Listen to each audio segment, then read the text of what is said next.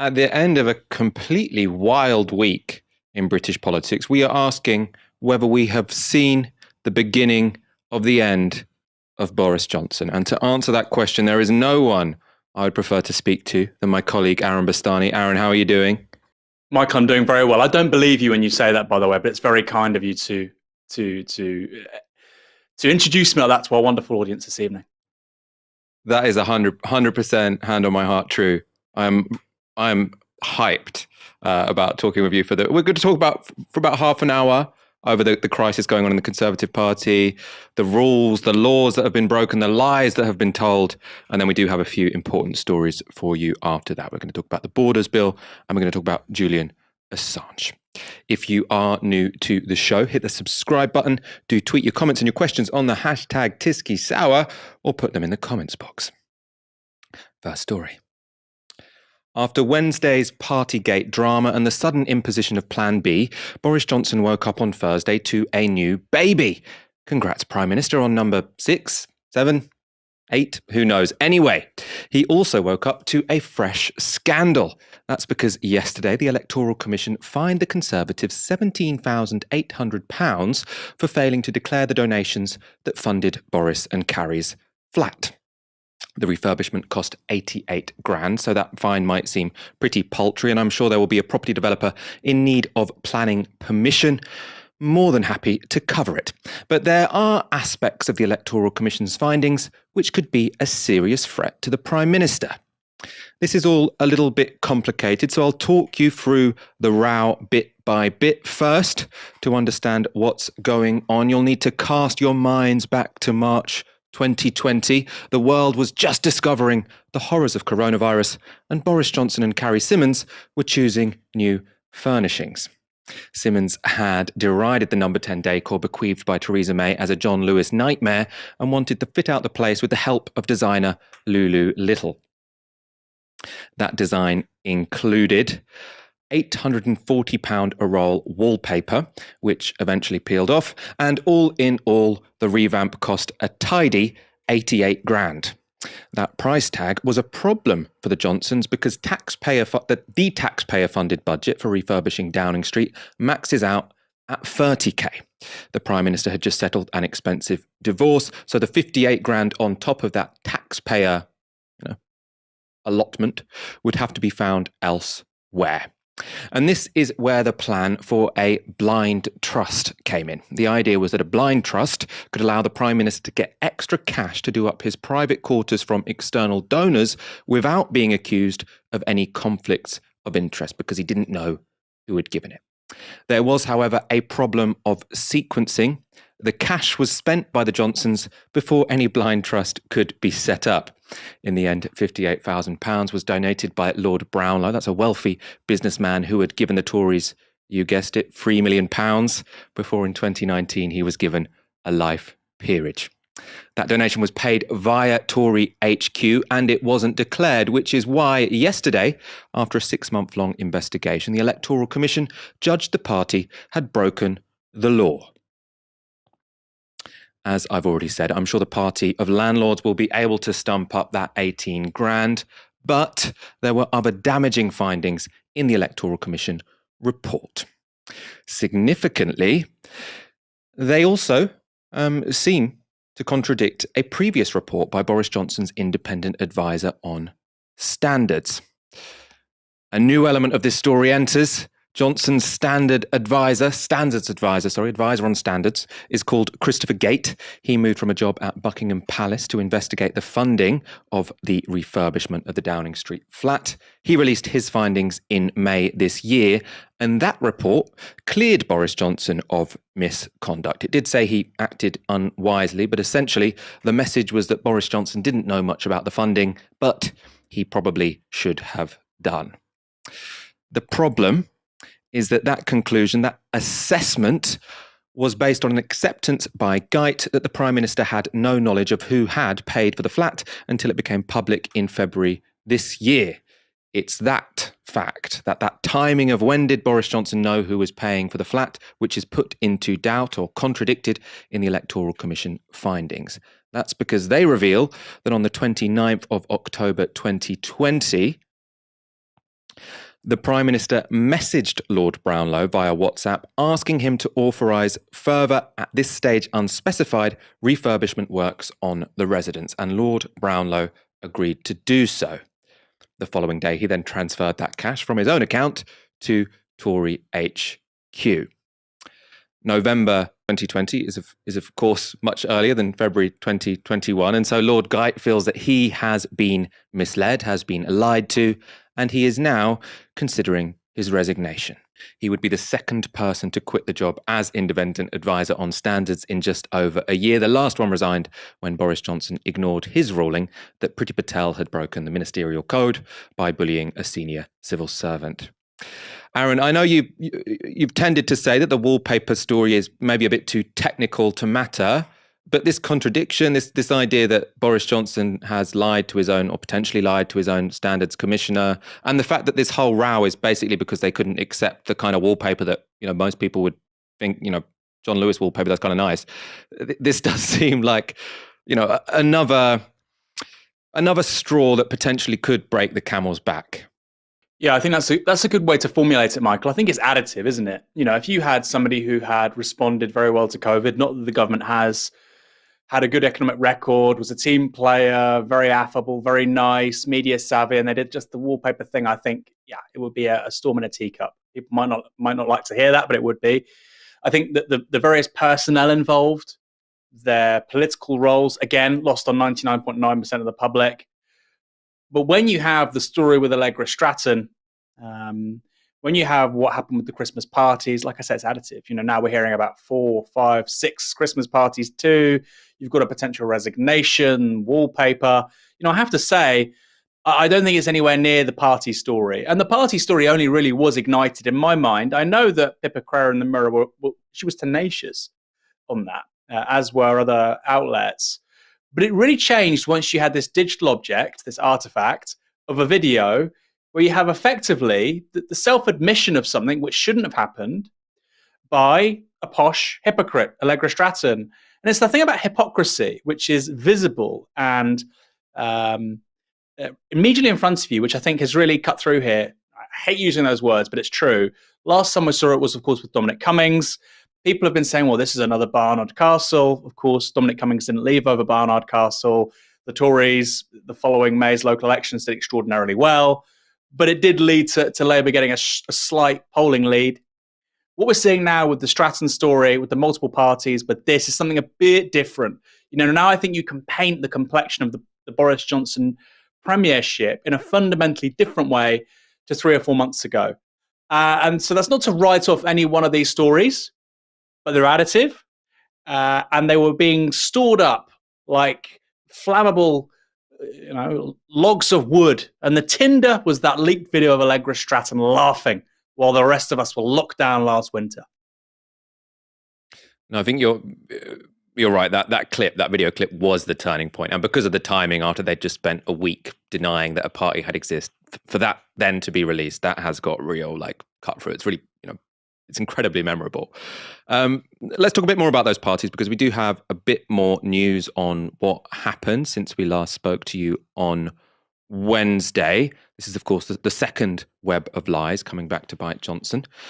These relate to Downing Street parties that are alleged to have happened last winter. You'd have to have been living under a rock to not know about them by now. I suppose Boris Johnson still says he doesn't, but most other people do. It has been revealed later on this week, so after Wednesday, that Boris Johnson's Director of Communications gave a speech and handed out awards at the now infamous party. So that's the one on the 18th of December. He's called Jack Doyle, so his Director of Communications, someone very high up in his office. Also, according to GB News, Boris Johnson's then spokesperson, James Slack, was also at the party. Now, this is significant because, again, another senior advisor makes it kind of implausible that Boris Johnson didn't know.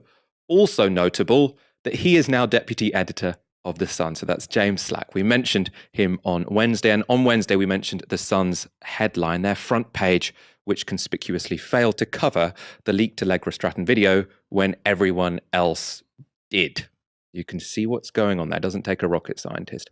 Finally, for anyone still doubting it was a party, The Times reported this morning that it had been planned 3 weeks in advance, and they write, invitations to last year's event were circulated at the end of November, asking people to attend the press office's Secret Santa gathering with an exchange of gifts. The invitation said it would be held on December 18th and that there would be food and wine.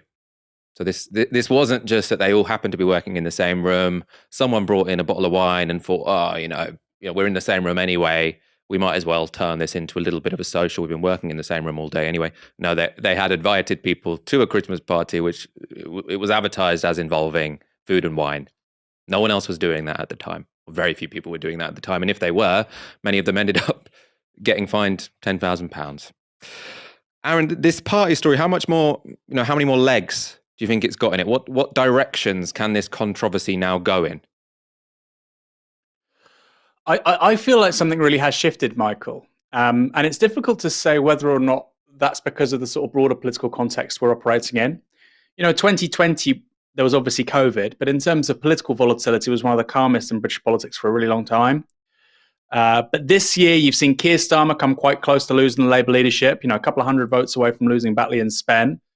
And now you're seeing Boris Johnson potentially lose the Tory leadership. You're seeing personal polling, I think he was +4 in May.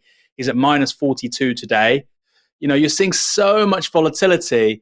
Is that because of the broader political moment we're in? And that returns the kind of 2015, 2016 to 2019 moment. Have we just gone back to that, where things are constantly up in the air for a bunch of reasons, a bit too complicated to talk about today, but something we also see in the US with Trump, Biden, now Trump's coming back. Things are very chaotic politically.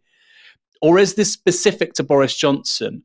I think part of the answer will be the result next week in the North Shropshire by-election.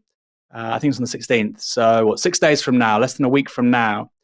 And if the Tories win that will dampen things down a little bit. If they lose it, and the Lib Dems are really, specialists when it comes to by-elections, they shouldn't even be in that race. Labour came second last time. They're doing very well nationally. We'll talk about that later in terms of polling for Westminster. The Lib Dems could surprise some people, could win it. If they do, I think Boris Johnson has real problems. What was interesting for me, Michael, is as things hotted up a couple of days ago in the Telegraph, when Boris Johnson outlined the new Plan B, the three voices you heard of dissent immediately in the Telegraph were Kwasi Kwarteng, Rishi Sunak, and Liz Truss. These are the three people who want to replace him as Tory leader. And the fact all three did that so quickly in response to new guidelines for the pandemic tells you, people are beginning to warm up. However, there's a big cost for any politician that comes for Boris Johnson and doesn't finish the job. And I think the likes of Sunak and Truss and Kwarteng know that. So lots of contingencies. If his own party keeps on attacking him, if his backbenchers go for him on lockdown, if the papers get on his back because he's telling people to work from home, as well as this other dynamic of hypocrisy and partying last year, it's very hard to see how he comes out of that, particularly this side of the spring. You don't really have another way of getting out of it until next May's local elections. Labour might underwhelm. My personal thinking is that in those local elections, the Lib Dems and the Greens will do very well. Labour will do quite well. The Tories will probably do quite badly. Depends where, of course. But that's going to be an interesting 6 months, between this Shropshire by-election and next May. How does Johnson reset his premiership? I think he probably doesn't. I mean, he's clearly going to be prime minister until then as well, I think, because who would want to take over right now? I mean, we've got a new coronavirus variant. Michael Gove's been on the television saying it's looking pretty bad. We might need more restrictions over and above Plan B. I think that's quite plausible if the doubling time really is every 2.5 days, which it seems to be. So, if I wanted to be the next leader of the Tory party, I'd wait at least 6 months. We'll talk more about the internal politics of all this in one moment. First of all, we have over 2,000 people watching. Like the video if you're enjoying tonight's show. It's a free way to help us. It helps us on the algorithm. Let's go to some comments. First of all, our apologies. We can't get your super chats up on the screen tonight. Little technical error at our end, but I will read them out still. So Darren Levy says, as Harold Macmillan once said, one damn thing after another. Seems a political death by 1,000 cuts. Drip, drip, drip. Although I think Harold Macmillan was sort of saying, I don't know where I was assuming the one damn thing after another was sort of external events, whereas with Boris Johnson, it's very much he he creates each damn thing after another. Les Watts with a fiver. I hear Allegra is organising a pity party. No invitations for victims of COVID. Oh, that's quite grim. And David with 15 on YouTube says, please, could you give a very Merry Christmas to my friend Lauren Conway, who I got in Secret Santa? Are you allowed? That sounds pretty naughty to me. I would maybe keep that one quiet, or at least don't use second names. Well, you are allowed Secret Santas this year, so far, still. We also have a comment from Julie Battinson for Rivka and Aaron. Do not pass Jack Dorsey. Solidarity. So this is a story about Aaron and Rivka both getting suspended from Twitter. They're back now, but we're going to talk about that at the end of the show because it does intersect with some pretty serious changes happening on the social media platform at the moment. Boris Johnson's disastrous week hasn't just been a personal embarrassment. It has put his leadership in doubt. That's because former key allies are dropping like drag queens in a lip sync final, both in the press, in his party, and among the public. So among those who are usually most loyal are editors in the press. Let's have a look at the Telegraph. You can see there the beginning of the end for Boris. That's not the kind of headline you would usually expect to see on the paper that used to employ him. So that was after that horrendous Wednesday he had when that clip came out, and then he was in Parliament looking incredibly weak and terrible. There actually also it's the important context here is that they hate any kind of COVID restrictions. So the one way to get the Telegraph and the Sun to turn against him and to actually use his weaknesses against him when it comes to Christmas parties last year is to implement a policy they don't like. They don't like Plan B. The dishonest handling of the Downing Street party has also turned the public against Boris Johnson. So 56% of 2019 Tory voters polled by Savanta Comres said it proved the one rule for them charge, and half felt that Johnson should now apologise for it. So this is Tory voters, people who voted Tory in 2019. Also, for the first time in a while, Labour are pulling ahead pretty significantly in the polls. So in a Survation poll this morning, 40% of respondents said they would now vote Labour versus 34% for the Conservatives. That's a pretty big lead, one that we haven't seen for a while. In fact, it's the biggest lead enjoyed by Labour since Johnson became leader. And were there to be an election tomorrow, that would win Labour more than 300 seats, making it the largest party in the House. Of course, a lot can change between now and then. Will this lead to Johnson being ousted? That, of course, depends on the attitude of his MPs. And plenty of them are pretty pissed off over parties, flat expenses, and Boris Johnson repeatedly being found out to be a liar. I think if he lied and got away with it, they'd be perfectly happy with it. That's not what happened. Also, lots of them, of course, like the Telegraph, like the Sun, pretty pissed off about Plan B. Not many, I don't think any Tories actually have publicly come out and called for Boris Johnson to resign, but there are rumours of a leadership challenge. Here's the Times' James Forsyth this morning. I should say it's actually from The Spectator, but has a column in the Times. So he has a headline here: Johnson haters in the Tory party can smell blood. This piece, it also had an entertaining reminder of the incestuous relationship between our media and our politicians in this country. When she resigned on Wednesday, Allegra Stratton, in brackets, my wife, said she did so because she feared the leaked footage of a mock Downing Street press conference was distracting from the fight against COVID. In brackets, my wife is I thought that was very entertaining. Let's go to the more serious part of his analysis when it comes to what's going on in the Conservative Party right now. Johnson's relationship with his parliamentary party is highly transactional. They accept his heterodox conservatism and the drama of his leadership because he is a winner. If that aura goes, then he'll be in real trouble. No one ever accused Tory MPs of being sentimental in these matters. Aaron, can you imagine, people are saying, this is the beginning of the end for Boris Johnson, but even if it is the beginning of the end, it's going to be a while until the end happens, right? What would be the time frame for Boris Johnson being ousted as Prime Minister? If you think about Blair, similar thing happened with Blair, right? Blair was viewed as politically invulnerable, wins big in 97, wins big in 2001, goes to war in Iraq, doesn't really work out. I think from basically 2005 to 2007, for people who are old enough to remember, I am just about, there was briefing against Tony Blair every week, including, by the way, from people like Tom Watson. Some people never change. You could have something like that with Boris Johnson all the way through to 2024. I don't think the Tories are that self-destructive. They haven't really got a history of doing that. That's one possibility. But I think if there is a sense that they'll lose lots of seats, then they will get rid of him. However, I don't think that's the case. I really don't think that's the case. And of course, that's speaking now. Things will change. We've got that by-election next week. If they lose that, they lost it big, yes, of course, people will reconsider. But I think people look at the Lib Dems, they look at Labour. There's still not a poll out there which is giving Labour a majority. Today was a great poll for Labour, but it still put them on, like you say, over 300, not in a majority themselves. They would need confidence and supply with the Lib Dems. That, of course, brings with it, a line of attack which the Tories can deploy in the run-up to a general election. So we'll see. I mean, they're still polling regularly in the mid-30s. There was one on 33 today, like I say, but regularly mid-30s, which is broadly what was happening between 2010 and 2015. It's really important to remember this. Regularly, under Ed Miliband, Labour were experiencing 7 to 10 poll point leads above the David Cameron-led coalition government. The Tories are in a coalition agreement after 2010. In 2015, they won a majority.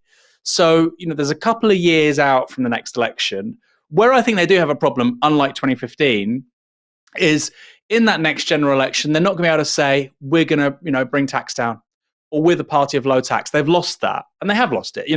There's talk in the Telegraph of a 2%, a 2 pence cut in the basic rate of tax for the next election. Not happening because of elderly care, because of COVID, because of the deficit. No way, unless they're bringing major tax increases from elsewhere. So it's a really strange one, Michael, because we've not really seen a Tory government racked by sleaze overseeing massive tax increases like this. I mean, the analog, I don't think, is the mid-1990s. I don't think that's fair, because what Ken Clarke was doing was a completely different economic context to what we're seeing now. So I agree with you. I think he'll hobble on. But it's a man who attracts chaos. It's a man who attracts media scrutiny, for better and for worse. And what's interesting with Johnson, Michael, is though he's had this very august and storied political career, right from his time at Oxford and 2 times Mayor of London and Tory MP and editor of The Spectator and Prime Minister, Foreign Secretary, he's never really overcome adversity like this. He's had a bad story, the story about Liverpudlians, or the story about, women, when he was using racist, bigoted language to women who wear a hijab or burqas.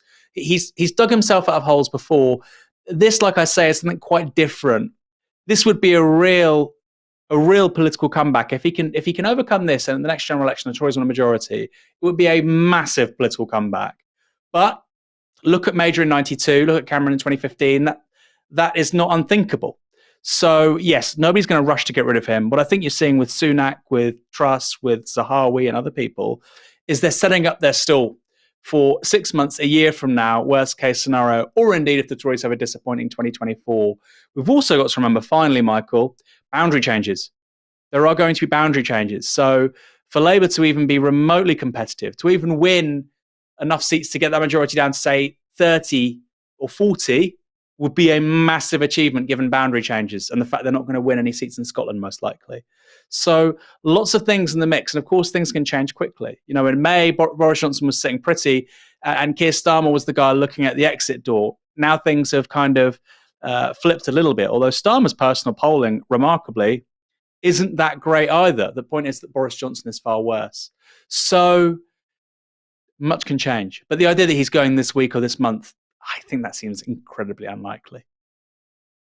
I mean, one problem I was thinking about today that he has is who's going to work for him, because he's just thrown Allegra Stratton under the bus.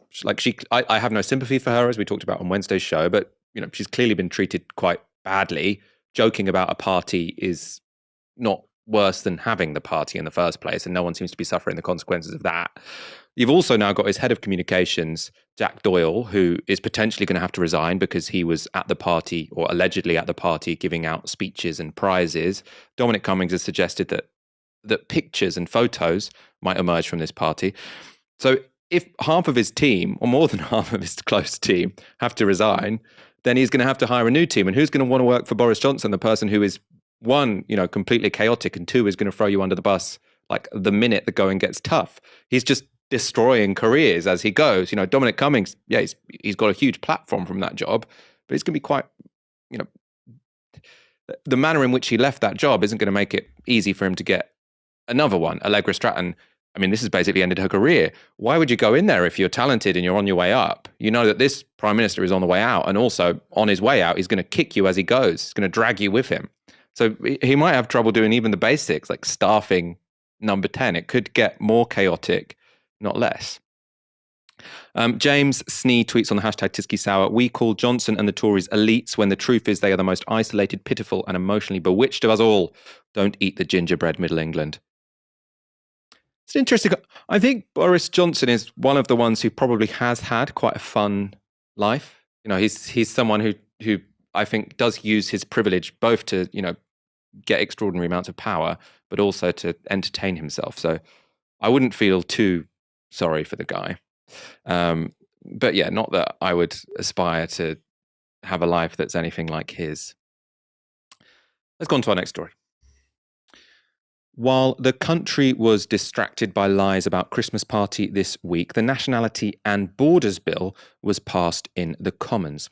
The bill allows Priti Patel to radically change the way that the UK deals with asylum claims, as well as with British citizens who may be entitled to dual nationality. Here's a social media clip Priti Patel's team released, boasting about the move earlier this year. We want to slam the door on foreign criminals, put organised crime gangs out of business, and, of course, give the help and the support to those in genuine need. Fundamentally, Madam Deputy Speaker, this new system will be a system that is fair to those that need our help and support. And everyone that plays by the rules will encounter a new system that is fair but firm. So she says everyone who plays by the rules will be okay in a system that is firm but fair.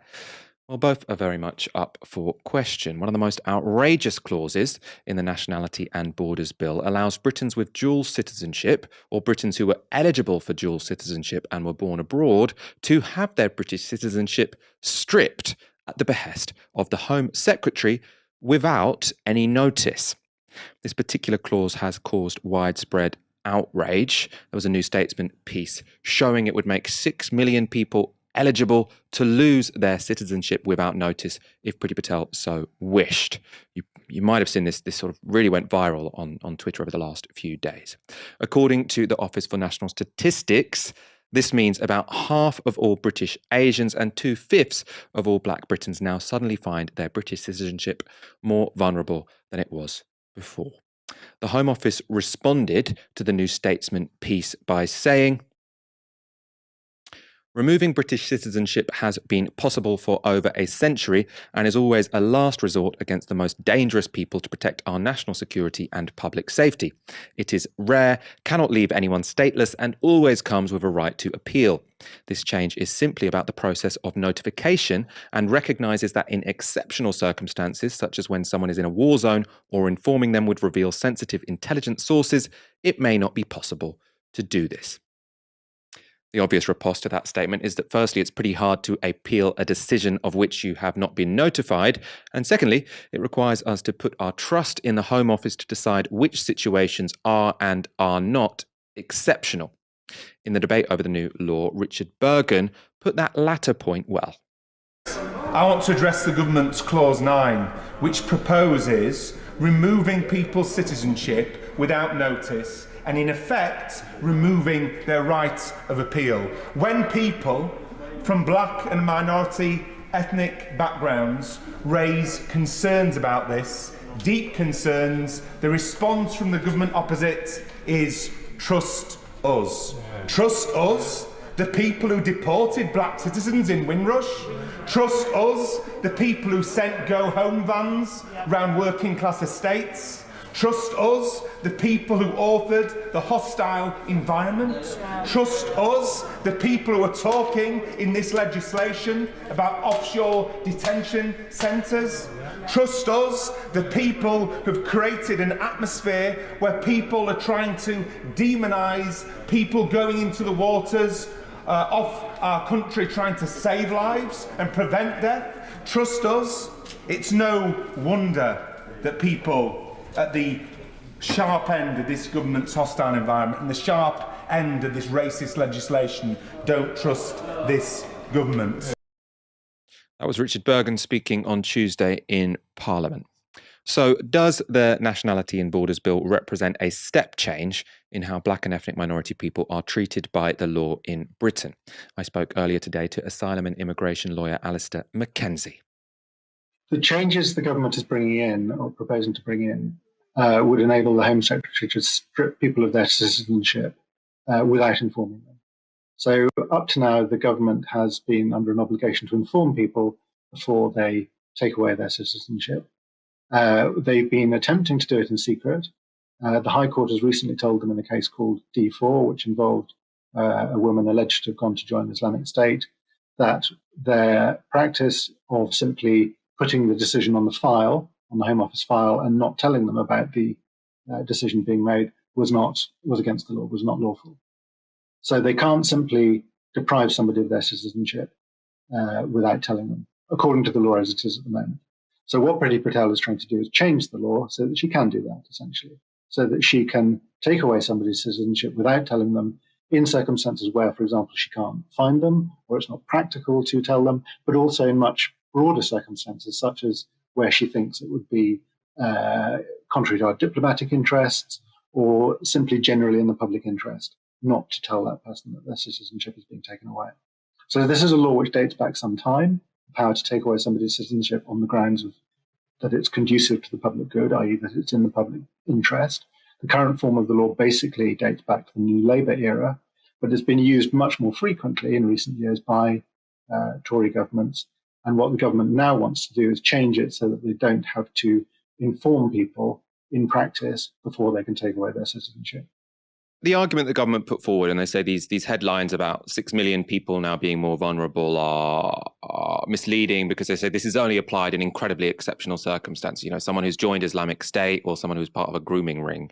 I mean, what would you respond to that, this idea that this will only ever be applied in extreme circumstances, so you don't really need to worry about it? The problem is that quite a lot of scope is left to the Home Secretary to decide what she thinks conducive to the public good means. And at the moment, the Home Office's published policy says that it applies to people who've committed acts of terrorism or to people who've committed very serious offences.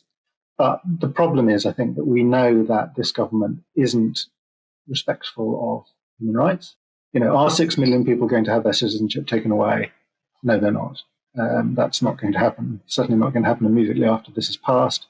But it could certainly, if the government decides to interpret the legislation in a slightly more broad way than it is at the moment, it could lead to a lot more people being deprived of their citizenship. But I think more fundamentally than that, it sends people a signal that their citizenship is provisional.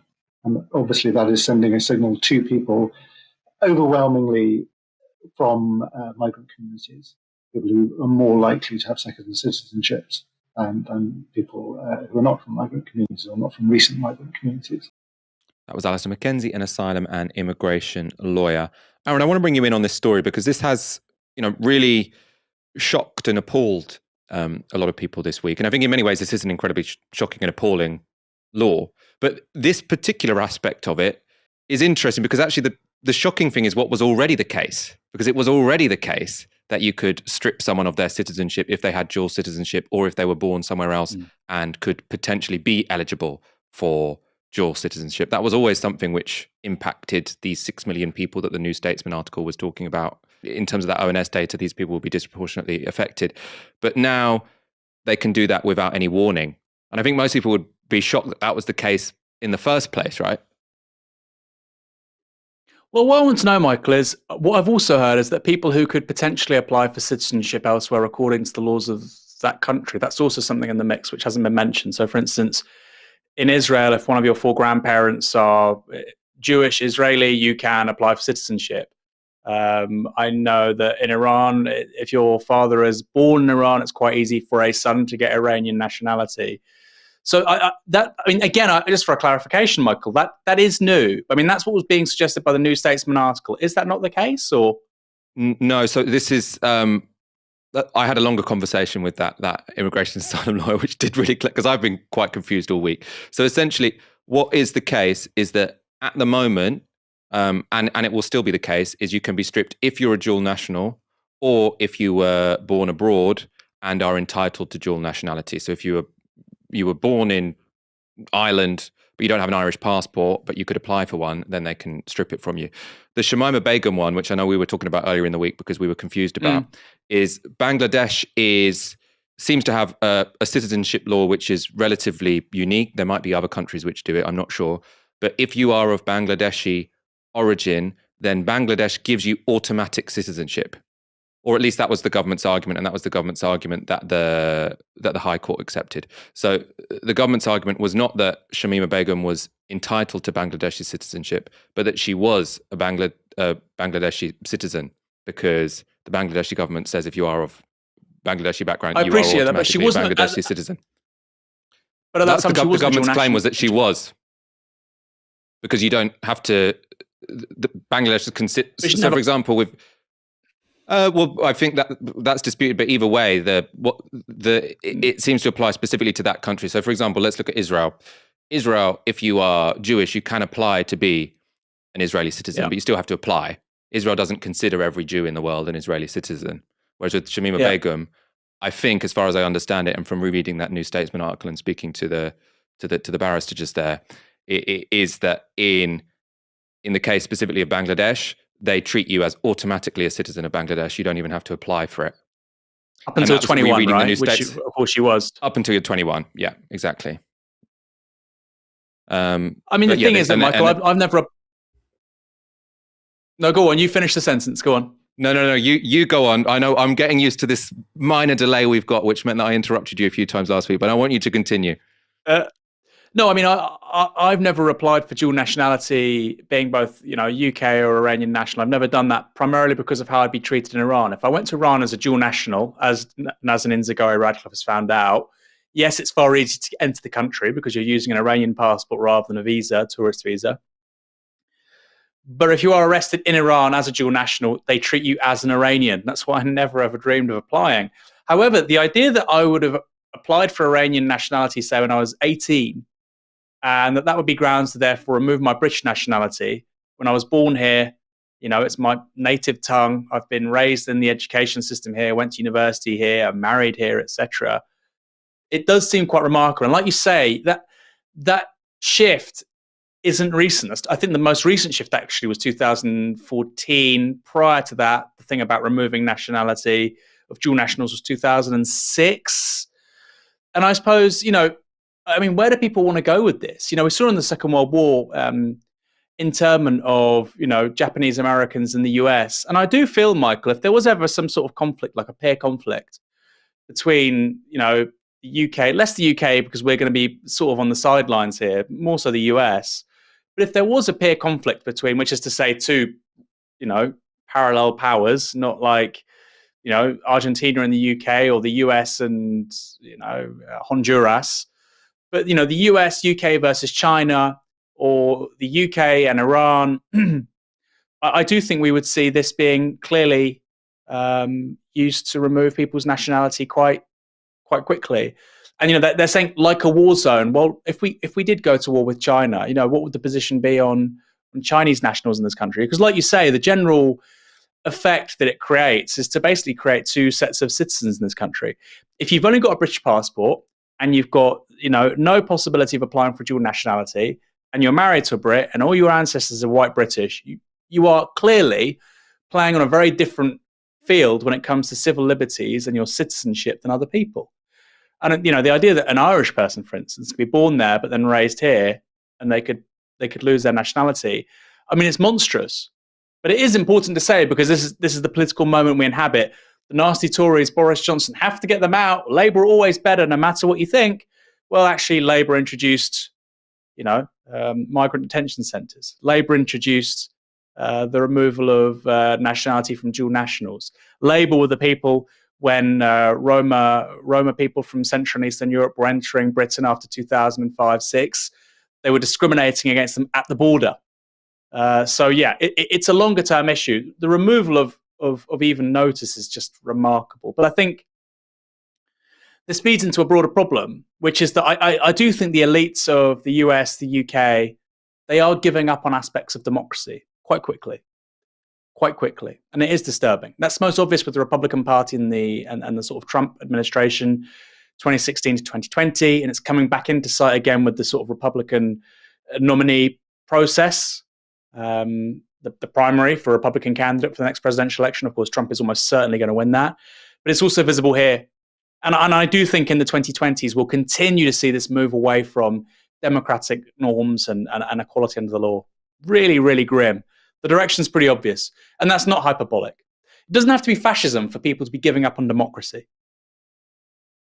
I think it's important to know, because I was a bit confused about whether or not this applied to anyone who had a parent from another country. And I feel like that seems to not be the case after speaking to my guest earlier and rereading about it. But it's important to note that it's still incredibly shocking. The idea that people who are British, who've lived here their whole life, or the vast majority of their life, and this is the only place they know, essentially, saying they're less British because they were born abroad. That's precisely what gave us the Windrush scandal. So we're applying exactly the same logic here that everyone, had to agree was an outrage, and we're doing something along a similar logic again. So it doesn't seem like it's going to end well.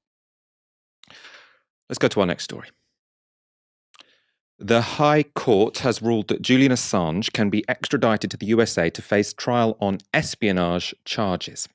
The decision overturns a ruling made in January by District Judge Vanessa Barista, who had ruled that Assange could not be extradited to the US on grounds that he faced a real and oppressive risk of suicide.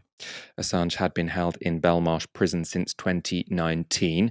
Before that, he resided in the Ecuadorian embassy, where he was victim of a sustained campaign of extreme surveillance, all while the CIA developed several plans to kidnap and assassinate him.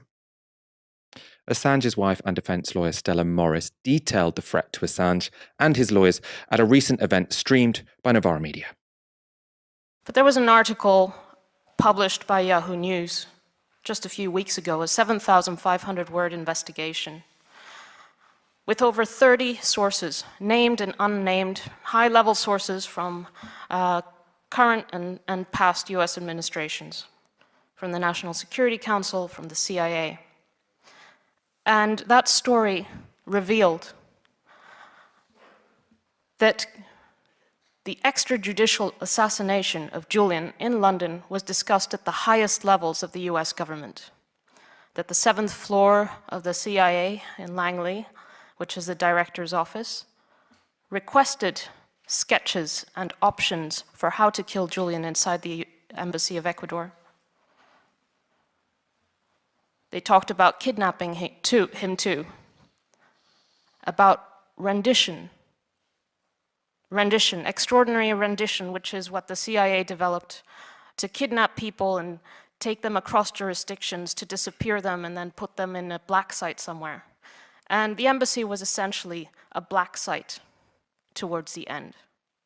I felt that anything could happen there. Julian's lawyers were targeted by name, not just incidentally spied on. There are emails telling the security company to target Gareth Pierce, to target Aitor Martinez, to target Julian's legal team. And their documents were stolen. And Baltasar Garzon's office was broken into, just as the CIA was planning to murder Julian. And our 6-month-old baby's nappy was instructed to be stolen so that they could use that, analyze the DNA to check whether Julian was the father. That was Stella Morris speaking earlier this year. Still today, the High Court has ruled that the existence of CIA plans to kill Assange, along with sustained and severe harassment, was not enough to warrant keeping him in the UK. This followed assurances by the US government, including that if extradited, Assange wouldn't be subject to so-called special administrative measures. This is a particularly Orwellian term for torture, including complete isolation from all human contact and the surveillance of communications between prisoners and lawyers. They are limited, assurances. And given recent history, they aren't the kind of gentleman's agreement which I would trust. But Lord Burnott of Malden and Lord Justice Holroyd had no such qualms in their ruling. They said, "There is no reason why this court should not accept the assurances as meaning what they say. There is no basis for assuming that the USA has not given the assurances in good faith."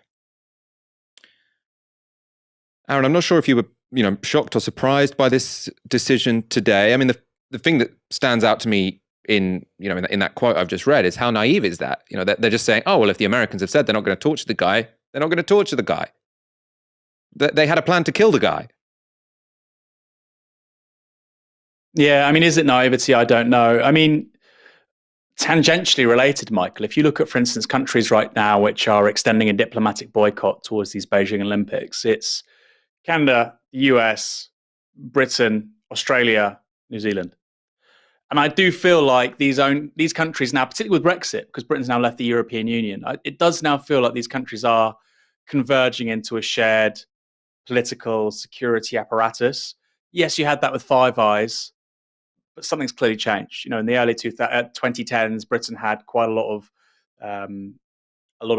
work going on with the Chinese. The Cameron Osborne government very open to Chinese investment, as was the US actually under Obama, as was Canada.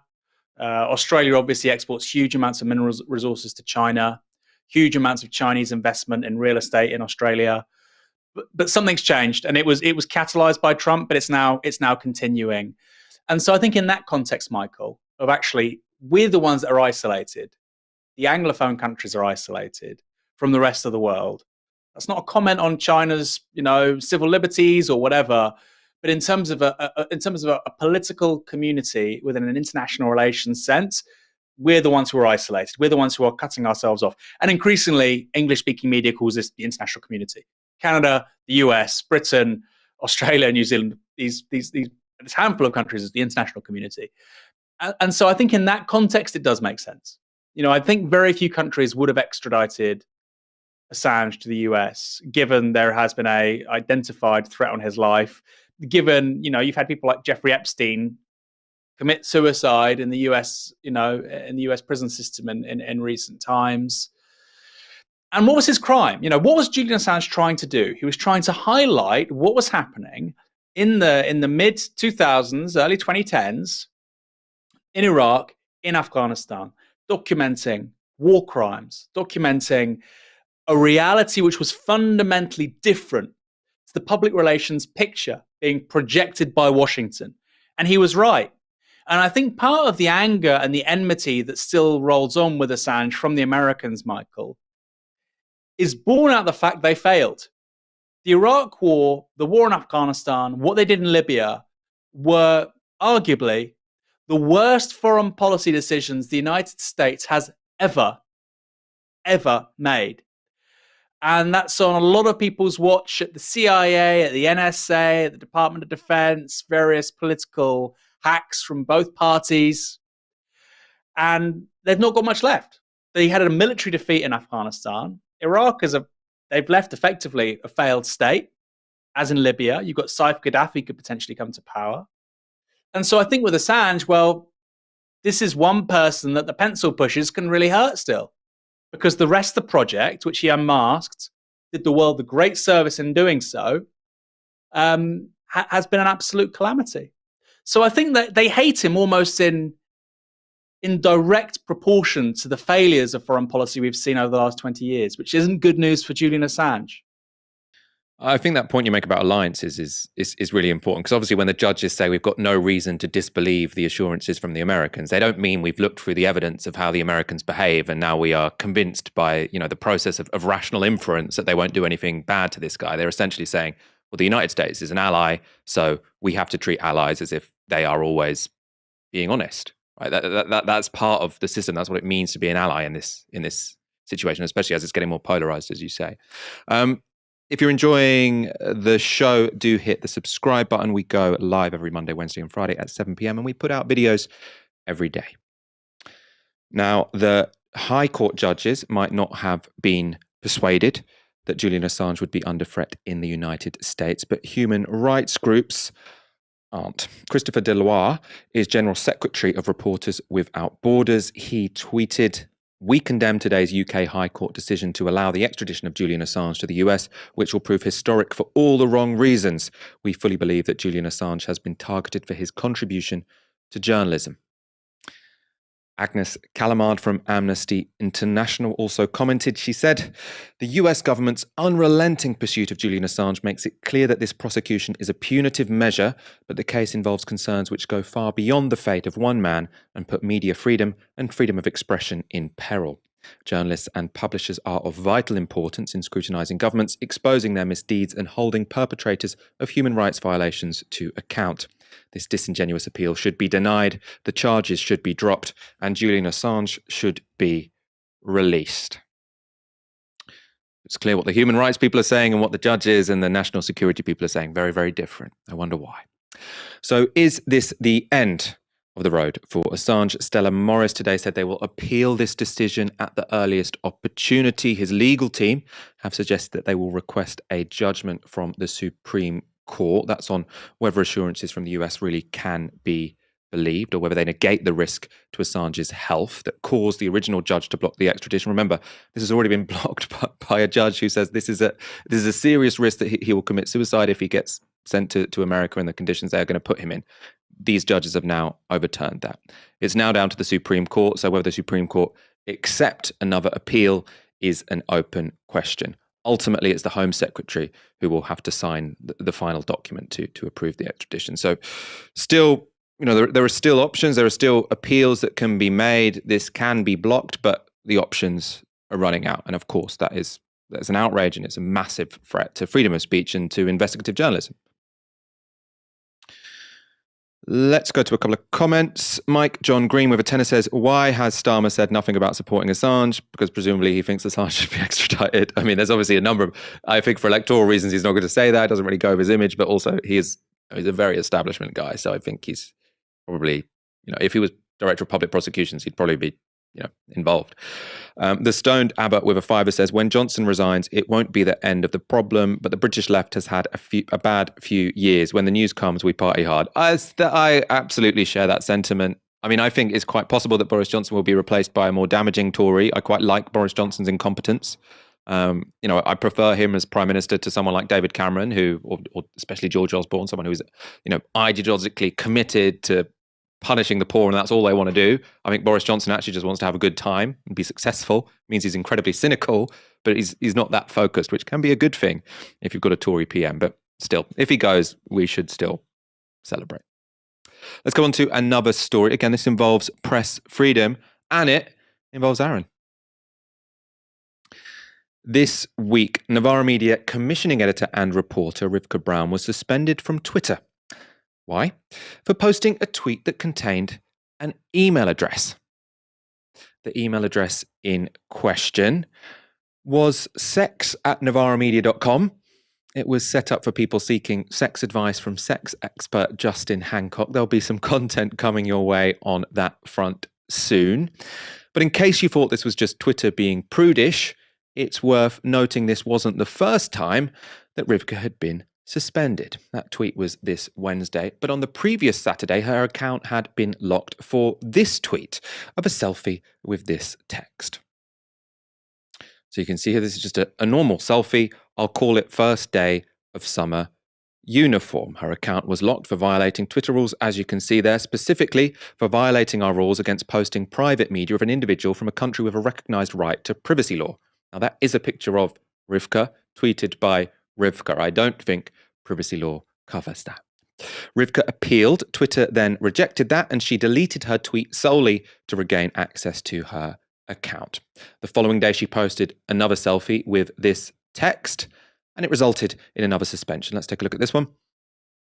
So you can see there this isn't a selfie, someone else has taken that picture. Hot leftist wedding made me post this. It's a reference to Aaron Bastani's lovely wedding in Malta. And again, they say this violates our rules against posting private media. Now, again, this is someone posting a picture of themselves. Again, Rivka appealed. Again, that was rejected, so she deleted that tweet too.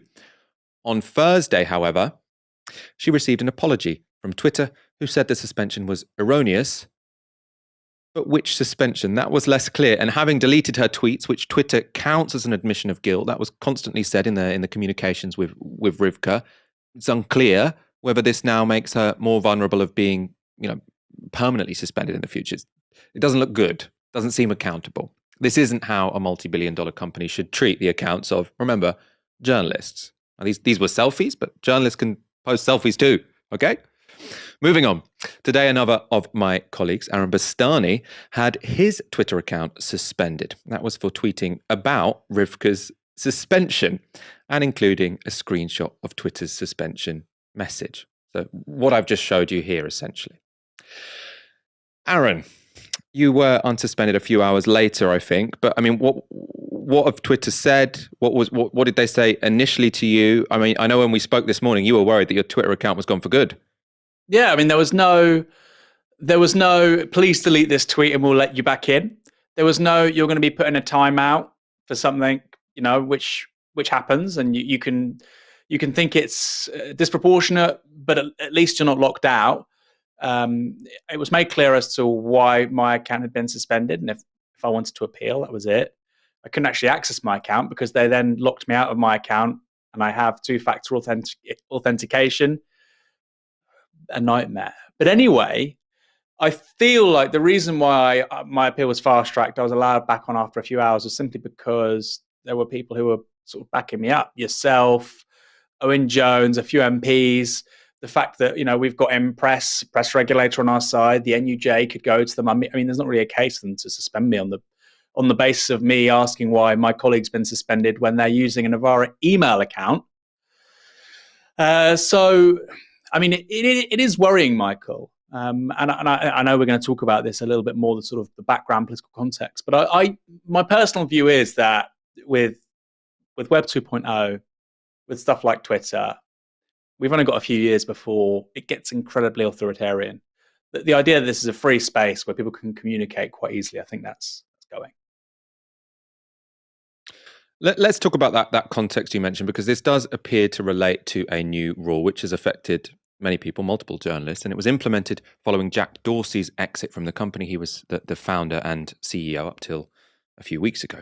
Now, this new rule was ostensibly intended to protect users from harassment, and it prevents the posting of media of private individuals, so pictures of private individuals, but also private information about individuals, including contact details. However, as you've seen in these situations, it doesn't seem to work particularly well. And as Gizmodo have reported, far-right and other extremist groups have begun to use the change to the rule to get journalists and researchers suspended. Vice reported that a leading neo-Nazi posted this on Telegram. Due to the new privacy policy at Twitter, things now unexpectedly work more in our favour, as we can take down Antifa doxing pages more easily. Anyone with a Twitter account should be reporting doxing posts from the following accounts to deplatform. So they're saying you can use this now. Lots of people obviously on Twitter use it to film someone who has done something racist, done something abusive, or even a cop who has behaved in an unaccountable way. The video of George Floyd being killed, that was shared on social media. If you have this automatic algorithm which just takes any image of private individuals down, so long as enough people complain, and as we're seeing here, this is organized harassment. This is organized by far-right people or other people, whoever they are on these message boards, to say what we're going to do is launch loads and loads of complaints against this tweeter who just happens to be a left-wing journalist and get them taken down. And this is a multi-billion-pound company. They can say, "Oh, sorry, this is just an algorithm problem." Well, then don't make the change until you've sorted that out. Aaron, I mean, do you see something intentional about this, or do you think this is almost like a fuck up from Twitter? Like they implemented a new policy which they hadn't properly thought through, and they definitely hadn't thought through how it should be implemented. Or do you think this does represent a more, a darker turn in how the company works? I think it reflects their political priorities, which is they're coming under pressure in terms of, you need to moderate people's use of Twitter more. They don't want to throw big resources at it, and they don't really care too much about media freedoms. So for me, it's kind of like a perfect storm. And it's not just Twitter. If you look at, for instance, Instagram, I have a friend who has a business selling Iranian tea. It's called Persian Apothecary. They're on Instagram. She can't use Instagram ads because there is the word Persian in the name of her business. If you have the word Syria in your PayPal account, you could be Syrian. You could have been born in Syria, whatever. I don't know. You might have a business to do with, Syrian products. You might make Syrian chessboards. I have no idea. If you have Syria in your PayPal account, it won't work. And so we are seeing increasingly, I personally think, we are increasingly seeing Web 2.0, these social media platforms, which have been very good in certain ways, increasingly being put along the tracks and the interests of certain political interests in certain countries, particularly in the global north. And I think if you had something like the Arab Spring now, how would it play out on Instagram and Twitter, Facebook? I think it'd be very, very different. I think it'd be very, very different. And I think fundamentally what this is about is making these spaces safe for the powerful.